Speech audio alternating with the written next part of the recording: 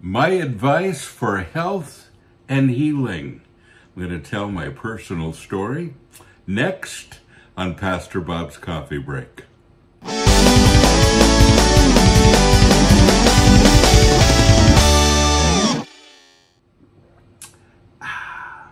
Little Headbangers brew in our mug of the month, Agape, Love at Full Volume.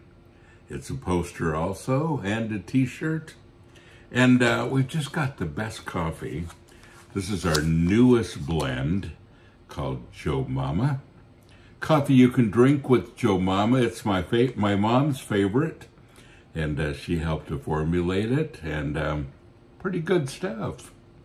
And we've got this in ground, in decaf, in K-cups, and a whole lot of cool stuff. If you haven't checked out the Sanctuary Metal Shop, you really ought to. Some really cool stuff there. We are metal, we are family.com. Well, I haven't talked much about health on this particular podcast. And it's something that I've really dealt with a lot in the last few years. So this question kind of sparked, well, some boldness with me. Here it says, Dear Pastor Bob, I have cancer and was recently diagnosed with a painful inflammatory arthritis condition. Most days I cannot get out of bed. What kind of tips do you have for people dealing with constant pain and illness? You know, I've always been interested in health, and I've done all the wrong things and a few right things. I have followed health and health ideas since the middle of the 70s, and I've been, up until a few years ago, either vegan or vegetarian since about 1980, and I off and on. I had a few periods where I went off of it for whatever reason, traveling and not able to get what I needed to eat, but mostly on. Spent a lot of time just trying to take care of myself, and then a few years ago, you may remember, I didn't podcast for a while. I woke up one morning and I was in some pain, some discomfort. I knew I was in trouble, couldn't urinate. It was really bad, and so went to the hospital, and they checked me right in. And while I was there, I found out that I had extreme diabetes that was off the charts. Yeah, huge. And my prostate was so large that it wasn't allowing anything to happen. It just kind of ballooned up quickly. And then also there was cancer there as well. So, and this is going to sound gross, I know, but my kidneys had filled up with fluids, and it was a really difficult time. And I laid there in the hospital and I thought, how could this be? I eat better than anybody I know. I've taken such good care of myself, and I continue to have such huge problems. And a lot of them started many years ago when I believed that I only needed 4 hours a night sleep, and that's all I ever got. And folks, please get enough rest. Your body needs rest to rejuvenate. Everyone needs 8 hours and 14 minutes. That's what the studies show. That's kind of the thing to shoot for. And when you do that, your body refreshes, your mind refreshes, everything happens. A lot of the health problems that I have these days really has been from not enough sleep, and then not understanding the way my body operated with certain foods. I read all the wrong things and the wrong people, and listened to things that I shouldn't have.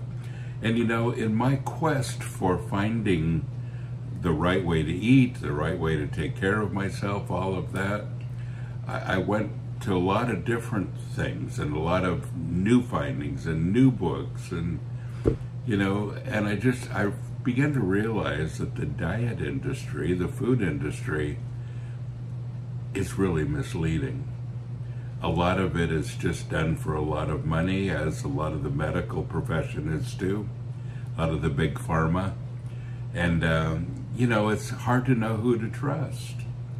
So I laid in my hospital bed, and they started me right away with diabetic insulin, with shots. And they had to pump my, everything out, and I wore a catheter actually for about 4 months. And it was a really difficult time. I had to have surgery and actually have my prostate removed. And I took all kinds of things for the prostate, all the right things, all the right herbs and whatever to make sure that that wouldn't happen. But here I was, and not understanding a few things. So I laid in the hospital, and I thought, I have to get well. And I had some knowledge of food, and so they said, you're going to have to be really careful about what you eat, because your diabetes is through the roof. And it really was. I looked at the charts, and it was the highest end of, get to the hospital. It was that bad. So I thought, how could I have diabetes? I eat so well. I was vegan. And so I began to read, and I began to study diabetes outside of the realm that I usually read in, which is thinking vegan and then looking at the people that were vegan. And I began to see that, there were a whole lot of things that would raise the glycemic index, and a lot of things that turned into sugar that I just didn't think about. And my diet was largely sugar from fruit. Now, I didn't eat a lot of candy or anything like that. Didn't eat a lot of things that contained regular sugar.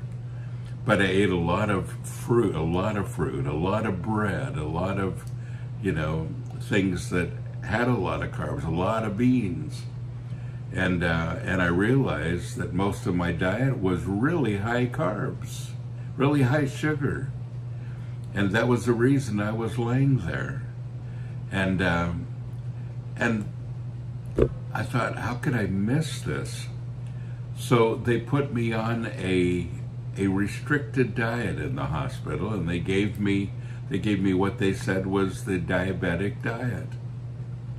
And I looked at the diet online, and I began to calculate all the carbs in the diet that they were giving me. They were actually giving me more carbs than the regular diet would have been. They were, they started out in the morning with oatmeal, high carb oatmeal. They gave me all of these other things that just would spike my insulin. And then of course they kept giving me the shots to bring it down, and I thought, this is crazy. So I asked them simple things like, can you give me maybe whole wheat bread instead of this white bread? And they said, well, we don't even have whole wheat bread.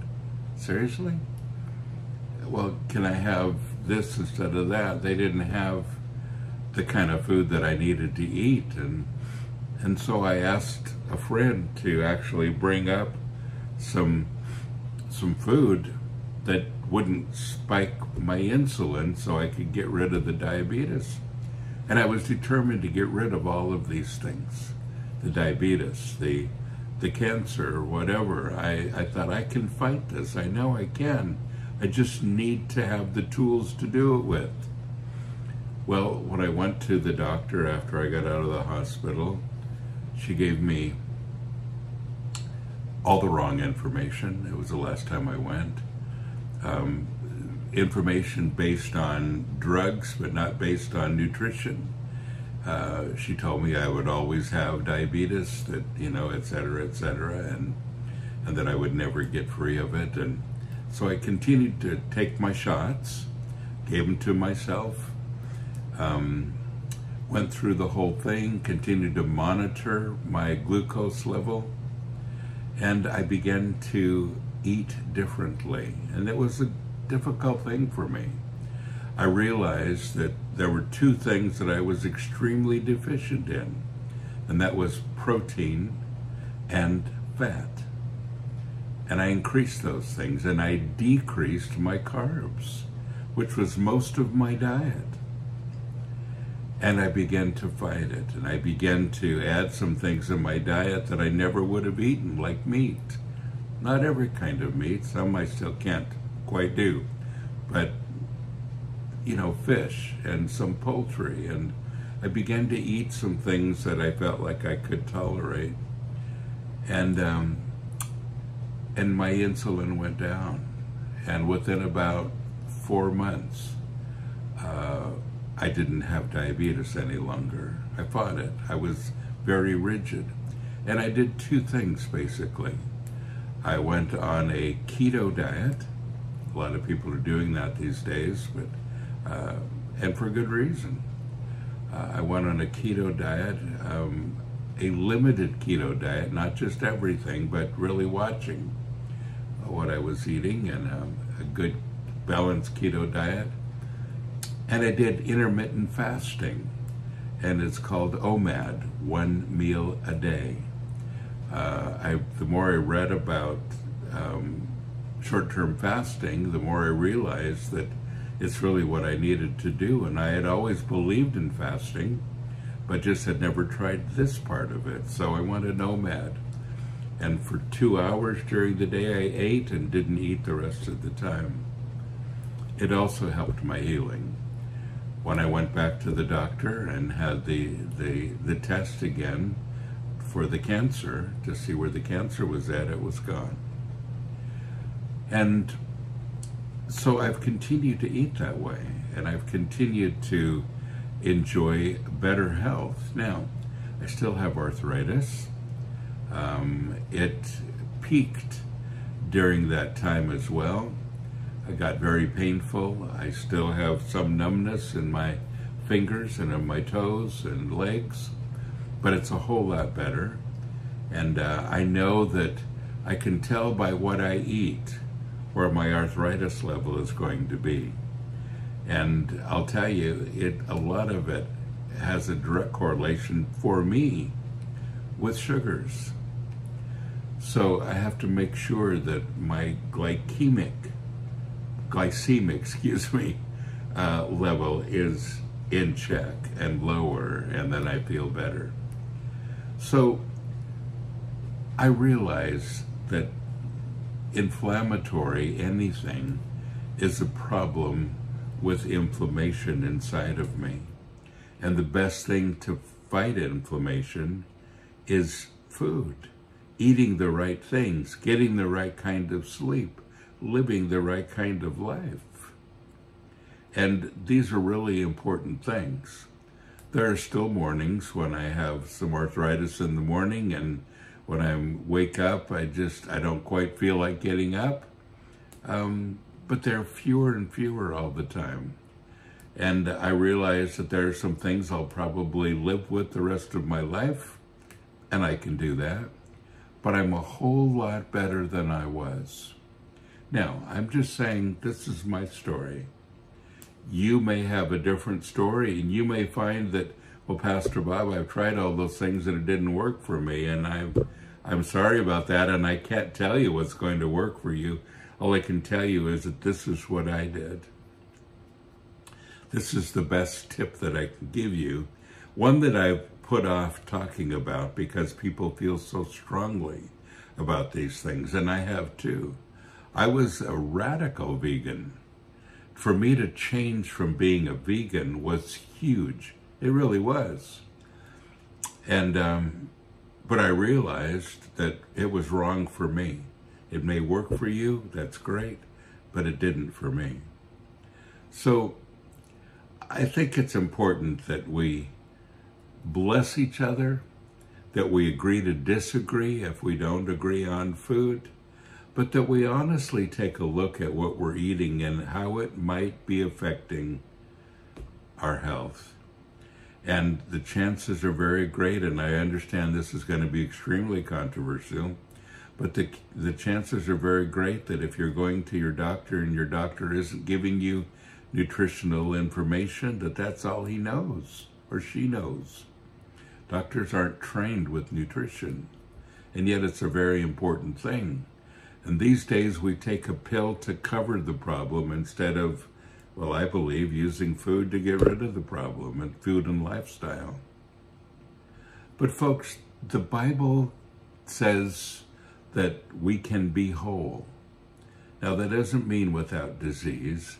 It doesn't mean we're not going to have problems every once in a while. But there's a blessing that we give to each other. 3 John chapter 2 says, 3 John verse 2, there's only one chapter. It says, "Beloved, I pray that in every way you may succeed and prosper in every way, and be in good health physically, just as I know your soul prospers spiritually." That's a lot of it. And what we think and what goes into our minds and the kind of state that our mind is in has a lot to do with our health too. A lot of scripture on that as well. Well, this has been a long podcast. I wanted to share that with you. And I am not I call myself the love doctor, but I'm not your doctor getting well. But I have been my own, because I've had to really fight with this, and I've had to learn a lot.